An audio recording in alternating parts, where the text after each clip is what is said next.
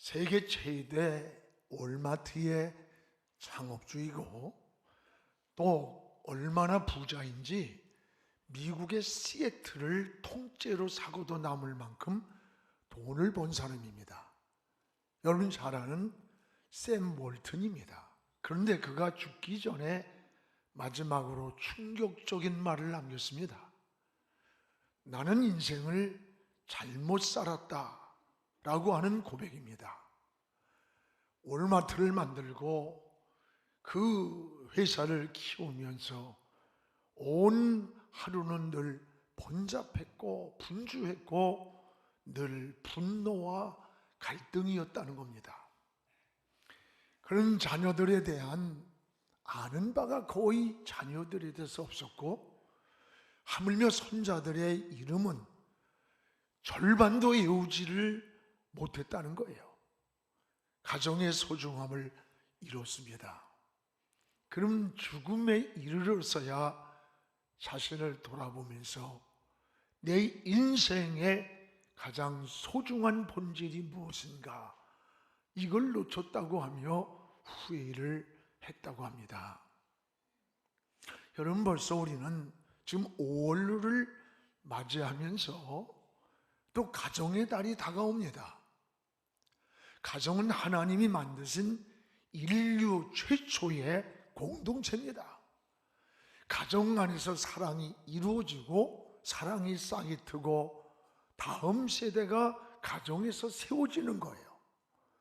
특히 여러분의 가정이 이제는 회복을 넘어 행복을 누리는 그런 가정 되기를 축복합니다.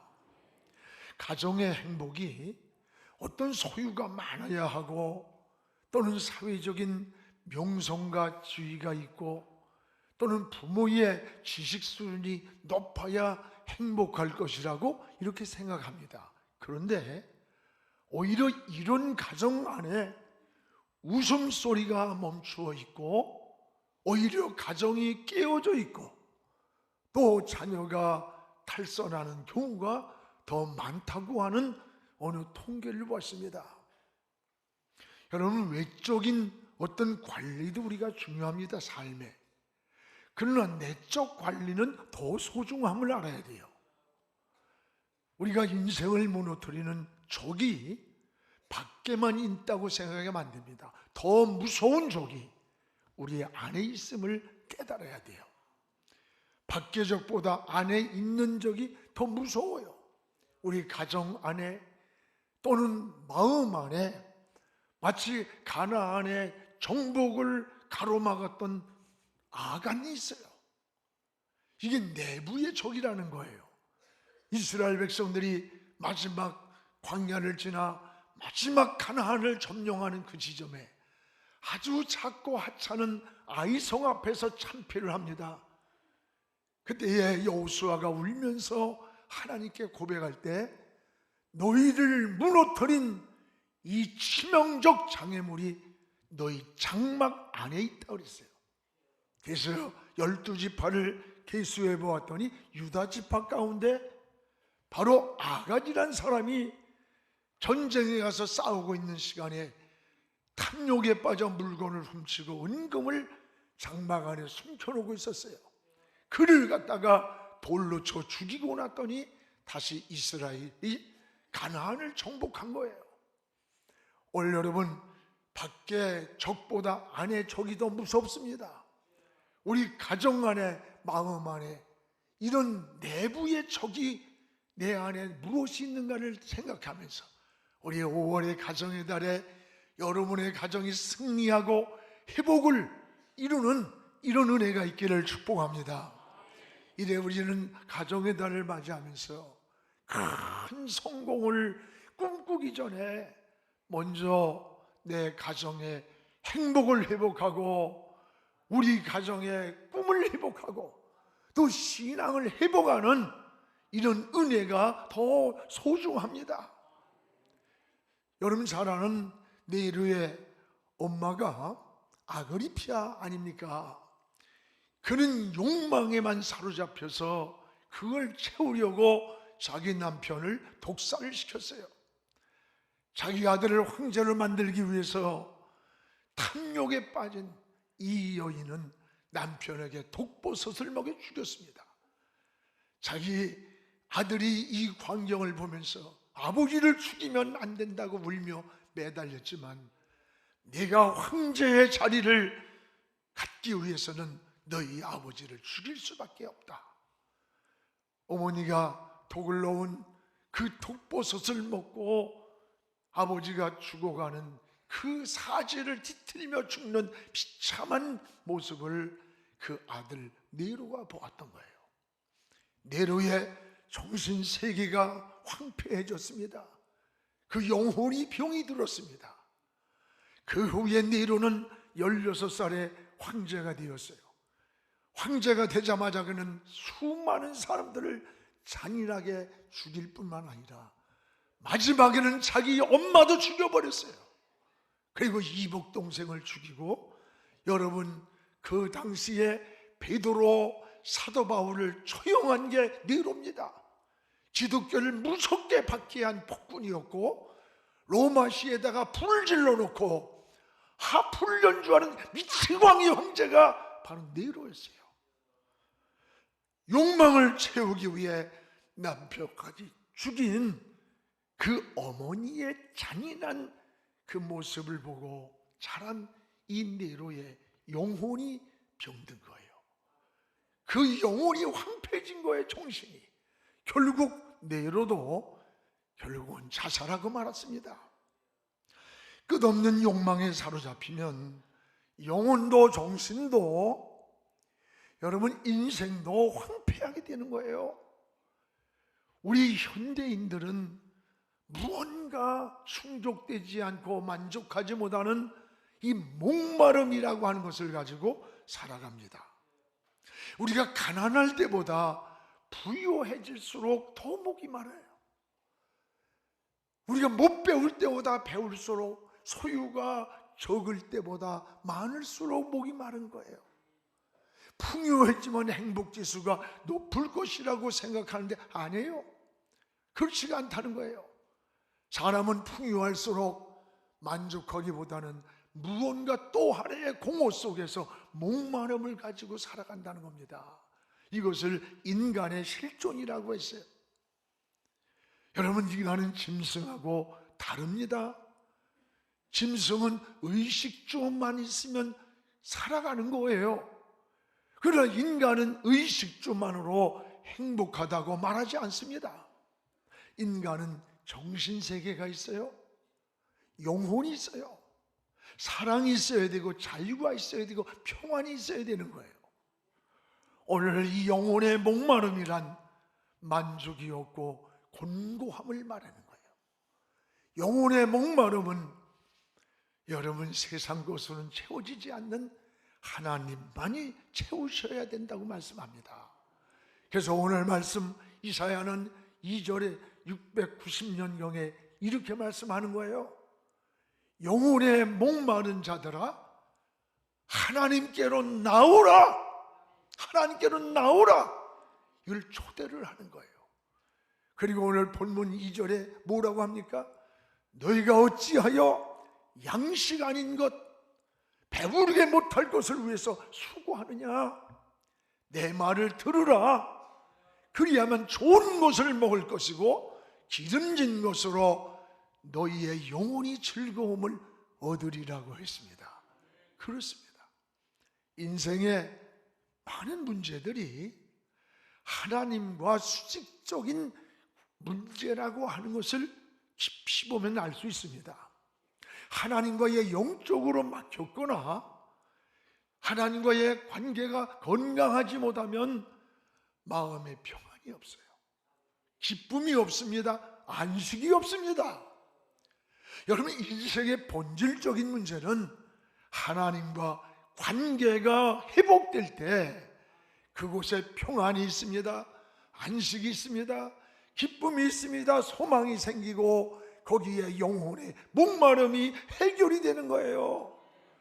그래서 이사야는 영혼의 목마른 자들아, 하나님께로 나오라, 나오라. 어디로? 하나님께로 나와라. 이 영혼의 목마른 자들 향해 세 가지의 방법으로 우리 인간들을 초대하고 있는 것입니다. 무엇보다 영혼이 목마를 때 따라합시다. 하나님 말씀을 들으라. 내 영혼이 목이 마를 때 하나님께 나와 하나님 말씀을 들으라는 거예요. 오늘 3절을 함께 읽겠습니다. 너희는 귀를 기울이고 내게 나와 들으라. 그리하면 너희 영혼이 살리라. 너희는 귀를 기울이고 하나님께로 나와서 하나님의 소리를 들으라.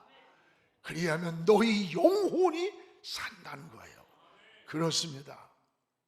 여러분, 유대인들은 이게 자녀를 교육할 때 그들에게 중요한 세 가지 단어를 끊임없이 교육을 한대요. 항상 이 세 가지를 교육한답니다. 하나는 헤세드라고 하는 단어입니다. 이 뜻은 은혜라는 말이에요. 은혜. 우리 카페 이름이 은혜잖아요. 신명기 5장 10절에 우리 같이 한번 읽어보겠습니다. 나를 사랑하고 내 계명을 지키는 자에게는 천대까지 은혜를 베푸느니라. 천대까지 뭘 베푸느니라? 은혜를 베푼다는 거예요. 우리는 모든 삶이 하나님의 은혜입니다. 이스라엘 백성이 광야에서 저 가나안까지 가는 그 과정이 은혜라는 고백이에요. 이것이 바로 헤세드입니다. 여러분, 과거와 현재와 미래가 하나님의 은혜임을 고백하는 거예요. 자녀들에게 끊임없이 하나님의 은혜임을 알려주고 고백한다는 거예요. 두 번째는 자카르라고 하는 단어랍니다. 이 뜻은 기억하라. 기억하라. 신명기 32장 7절에 우리 같이 읽어봅시다. 옛날을 기억하라. 역대의 연대를 생각하라. 내 아버지에게 물으라. 그가 내게 설명할 것이요 내 어른들에게 물으라. 그들이 내게 말하리라. 옛날을 기억하라. 연대를 기억하라. 역사를 기억하라. 하나님의 은혜를 기억하고 하나님 말씀을 기억하고 하나님이 오늘까지 우리를 인도해 주신 그 역사를 기억하고 거울로 삼고 미래를 바라보라는 거예요.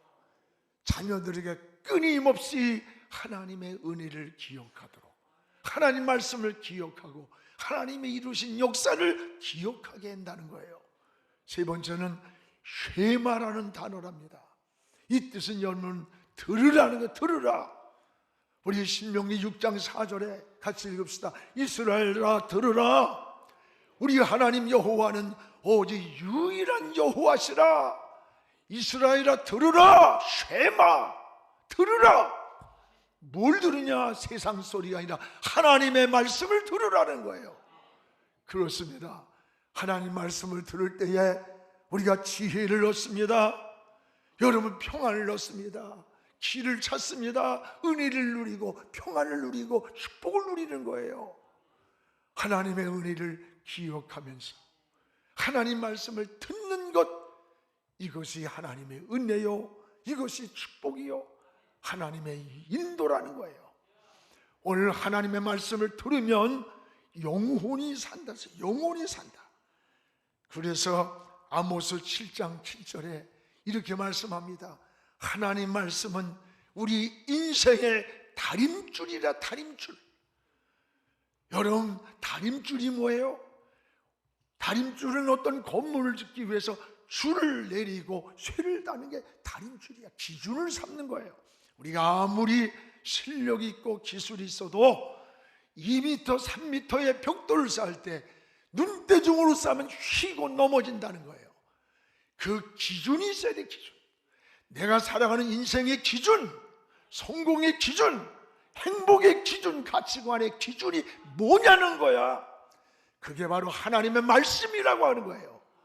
이 하나님의 말씀을 다림줄로 삼고 인생의 목표를 정하고 방향을 정하고 성공을 꿈꾸라는 거예요. 그렇습니다. 왜 그러냐? 시편 119편 105절에 보면 주의 말씀은 내 발의 등이요 내 길의 빛이라 그랬어요. 마치 망망한 여러분 바다를 지날 때, 배가 항구를 도착할 때 저 멀리에서 불빛이 반짝거리는 그 등대를 보고 배가 항구로 찾아가는 길잡이가 되는 것처럼 우리 내 인생이 걸어가는 말씀은 등대가 되고 내 길을 비추는 미지의 길의 빛의 등대, 빛이라는 거예요. 저는 시편 119편 11절의 말씀을 늘 마음에 새김질할 때가 많아요. 내가 주께 범죄하지 아니하려고 주의 말씀을 내 마음에 두었나이다.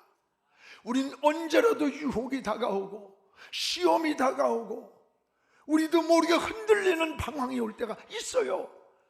그때마다 내가 다윗은 주께 범죄하지 아니하려고 범죄할 수 있다는 거죠. 주의 말씀을 내 마음에 두었다. 말씀을 마음에 두니까 말씀이 생각나게 하고 말씀이 그때마다 깨닫게 하시고 말씀이 그 마음에서 길을 막아서 우리 가는 길을 지켜준다는 거예요. 그렇습니다. 여러분, 이것이 신앙인의 삶이에요. 듣는 거예요. 그래서 유대인들은 어려서부터 철저하게 하나님 말씀을 자녀들에게 들려주는 쉐마 교육을 시킨다고 하잖아요.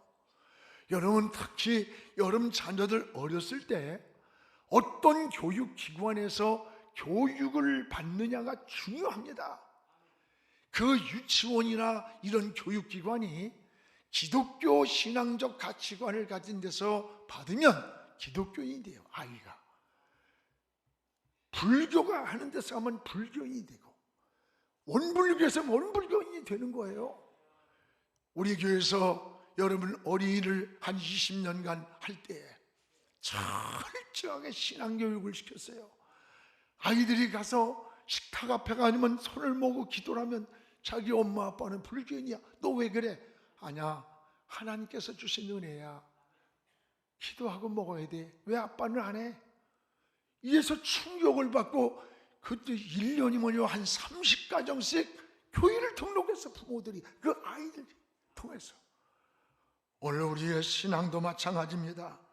듣는 것이 굉장히 중요한 거예요. 여러분, 우리 믿음도 들으면서 난다랬고 이 혼돈된 시대에 혼돈된 세상에서 하나님 말씀에 귀를 기울이기를 주님의 이름으로 축복을 합니다. 또 하나는 우리의 영혼이 목마를 때 어떻게 해야 합니까? 따라합시다. 하나님을 찾아야 한다. 하나님을 찾으라고 했습니다. 오늘 6절에 영혼이 목마릅니까?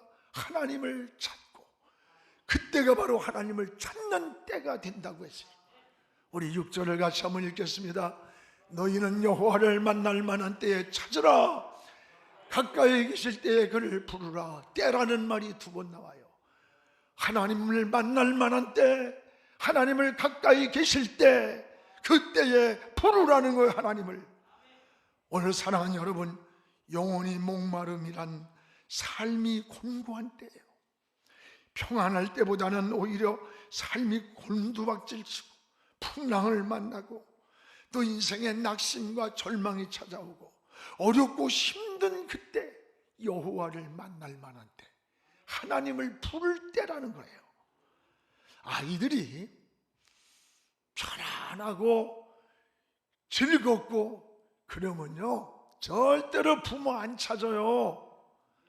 여러분, 군대를 보냈는데 해외를 나갔는데 이 자녀들이 전화도 안 하고 연락도 잘 안 하면 이놈들이 괘씸하다 그러지 마세요. 걔의 삶이 지금 편안한 거예요. 문제가 없다는 증거야. 근데 왠지 자꾸 군대 가서 해외 가서 전화를 해. 그러면 여러분 그때는 나 바빠 다음에, 그럼 큰일 나.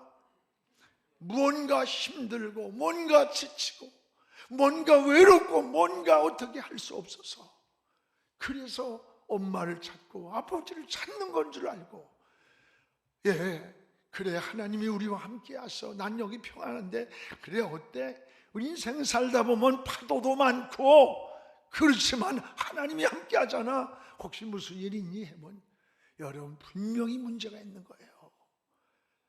우리가 잘 깨달아야 됩니다. 오늘 하나님을 만날 때 대부분 편안하고 잘 될 때 하나님 만나는 거, 잘 섬길 것 같은데 안 그래요. 예수님의 제자들 보세요. 여름 배가 부르고 오병이어를 통해서 의식주가 문제가 없을 때 예수님 놔두고 자기들끼리 갈릴리 바다로 배 타고 갔어요. 한참 가다가 풍랑을 만났어요. 배가 깨지고 막 뒤집어지는 거예요. 그때서야 배에 보니까 주님이 안 계시는 거예요. 그때서야 주님이 생각났던 거예요. 이 배에 계시지 않는 걸 깨달은 거예요. 그렇습니다.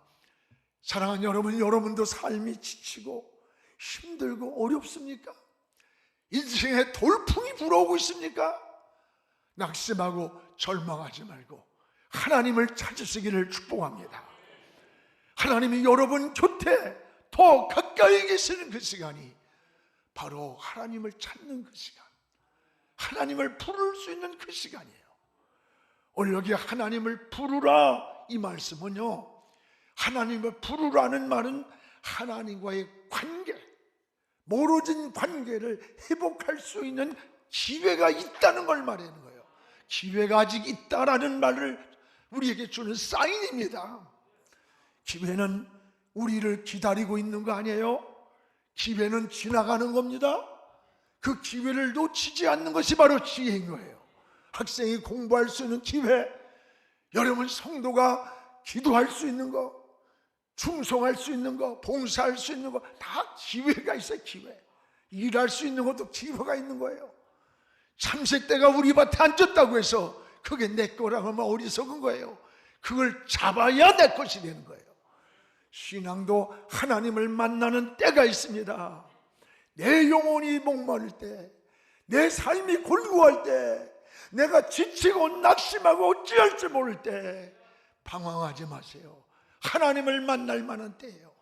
하나님을 찾을 때라는 것을 기억하고 하나님을 부르시기를 주의 이름으로 축원합니다. 이것이 바로 은혜인 겁니다. 또 하나는 내 영혼이 곤고할 때 따라합시다. 하나님께로 돌아오라. 하나님께로 돌아오라는 거예요. 돌아오라. 오늘 7절에 하나님께로 돌아올 때 모든 것이 회복됨을 알려주고 있습니다.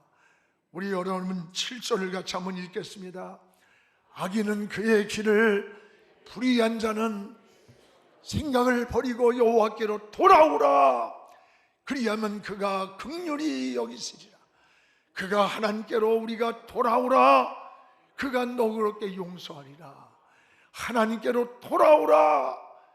긍휼히 불쌍히 여기고 하나님께로 돌아와라. 어떤 잘못을 했어도 내가 용서해 준다.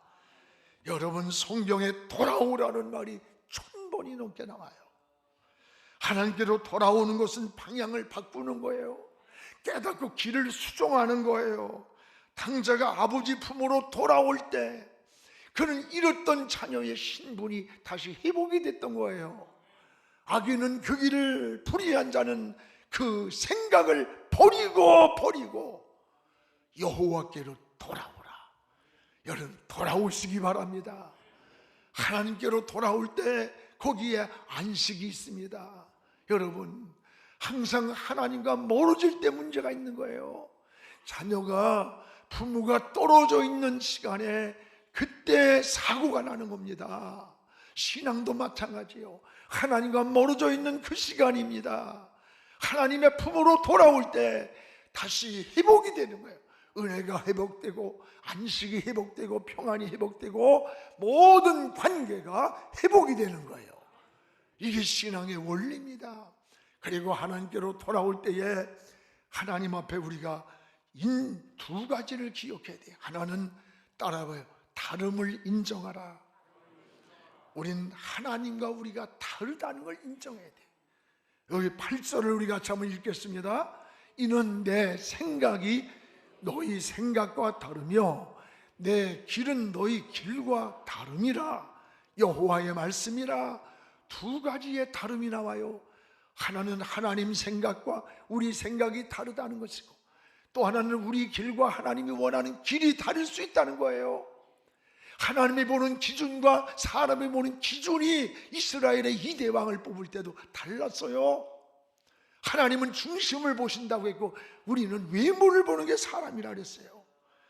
하나님과 내 생각이 다릅니다. 여러분, 사울에게 전쟁의 승리를 허락하면서 저 아말렉을 이기거들랑 아말렉에서 사람이든 짐승이든 잡아오는 데는 모조리 죽여버려라 그랬어요. 이 아말렉은 에서의 후손입니다. 이들을 남겨두면 훗날에 쓴뿌리가 자라서 번성해가지고 다시 이스라엘 백성을 괴롭히게 되는 거예요. 그래서 죽이라고 그랬어요. 근데 사울왕이 전쟁을 이기고 나니까 생각이 달라서 잔머리를 굴리면서 자기 생각을 하는 거야. 그래가지고 아말렉에서 잡아온 사람과 짐승을 왕궁들에 숨겨놨어요. 여러분, 이들이 훗날에 다시 번성해서 이스라엘 백성을 괴롭히는 무서운 잡족 속이 된 거야. 하나님 생각과 우리 생각이 달라요. 또 하나는 뭐였어요? 우리 길과 하나님이 원하는 길이 다르다. 길이 다르다. 이것이 여러분, 이걸 생각하고 인정하는 게 믿음인 거예요.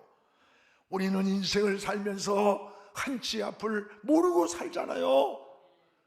그러나 하나님은 우리의 미래를 다 아시고 우리의 길을 인도하고 계심을 감사하시기 바랍니다. 내 생각과 하나님 인도하는 그 길이 다르고 하나님이 인도하는 그 길을 따라가는 것, 이게 믿음이고 이거 신앙이고 이게 하나님을 향한 뜻을 향한 길이에요. 여러분, 고집 피지 마세요. 여러분이 인간적인 생각으로 환경만 보고 하지 마세요. 빌리그람 전도대회가 6월 3일 날, 그때 여러분 100만이 여의도 광장에 모였던 그때의 그 이후로 한국교회가 막 일어났던 거예요. 그 아들을 통해서 다시 50주년인가 빌리그람 대회를 해요. 여러분, 우리 교회도 참석하세요. 그 빌리그람 전도 때마다 찬양하는 맹인 간증자가 있었습니다. 그럼 이런 간증을 했습니다. 나를 인도해주는 사람은 저 100m 앞에 무엇이 있다고 말하지 않습니다. 다만 1m 앞에 물이 있다, 장애물이 있으니 조심하라, 이렇게 이야기를 한다는 게 항상 1m 앞에. 왜? 맹인이니까. 하나님도 내가 살아가는 인생의 앞길을 저 5년 후에 10년 후에 무엇이 있는지 말씀하지 않습니다. 오직 오늘이라는 순간순간을 하나님의 손에 맡기고 걸어갈 때 나의 한 걸음 한 걸음을 인도하시고 책임져 주십니다. 할렐루야. 그렇습니다. 우리의 한 걸음 한 걸음을 하나님께 맡기고 걸어갈 때 하나님의 그 길을 인도하시고 그 길을 보호하시고 우리의 손을 잡고 성령의 인도를 받으며 가는 거예요. 사랑하는 성도 여러분, 하나님은 오늘도 우리 영혼의 목마른 자들을 초청하는 거예요. 초청. 세 가지를 기억하십시오. 하나님의 말씀을 들어야 산다. 하나님께로 영혼이 곤고할 때 하나님을 찾으라. 내 영혼이 곤고한가? 하나님께로 돌아오라. 그리하면 너희 영혼이 살리라. 하나님을 만날 때 영적 교제가 회복이 되는 거예요. 여러분, 하나님 말씀을 듣고 찾으십시오. 하나님께로 돌아오십시오.